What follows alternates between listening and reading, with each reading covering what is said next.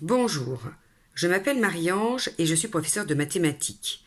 J'ai été très surprise par le nombre de vues et compliments sur ma première vidéo qui portait sur la réforme du bac. Je vous en propose une nouvelle pour répondre à vos nombreuses questions sur la différence de programme en mathématiques entre la S, ES et L et la nouvelle spécialité de mathématiques. Je vous rappelle qu'à l'heure actuelle, les mathématiques en première ES ou en L en option sont identiques. Alors, en spé mathématiques en première, vous aurez 4 parties: algèbre, analyse, géométrie et probabilité. Pour chaque partie, il y a quelques démonstrations à connaître, des capacités attendues et un approfondissement possible.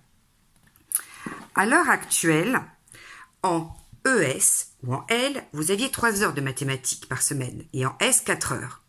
À partir de l'année prochaine, vous aurez tous 4 heures.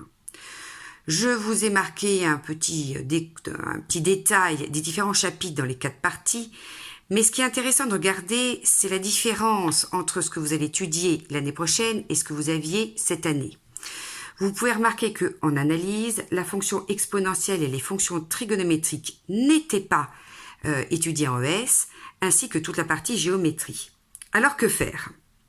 Il est vrai que le programme de mathématiques unique en première sera plus conséquent qu'en ES, mais moins approfondi qu'en S.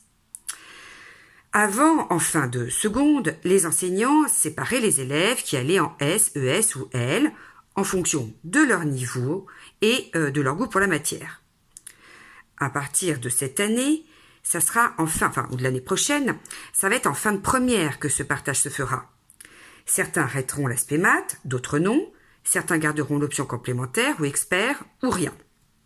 Aujourd'hui, dimanche 17 mars, ne connaissant pas les programmes de terminale, il me paraît compliqué de refuser un élève qui a son passage en première et qui est évidemment volontaire et motivé, de l'empêcher de faire spé maths. En effet, il ne pourrait pas faire l'option complémentaire.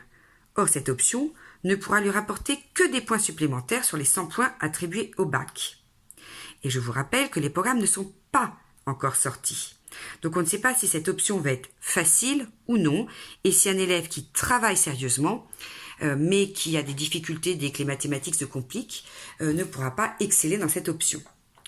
En revanche, attention, si vous choisissez parmi vos 3 options la spé maths dans l'optique de l'arrêter fin première, il faut que vous soyez certain de vos choix pour les 2 autres spécialités, car ces 2 autres spécialités choisies doivent être cohérentes avec vos goûts et votre niveau, car ce seront celles que vous passerez au bac.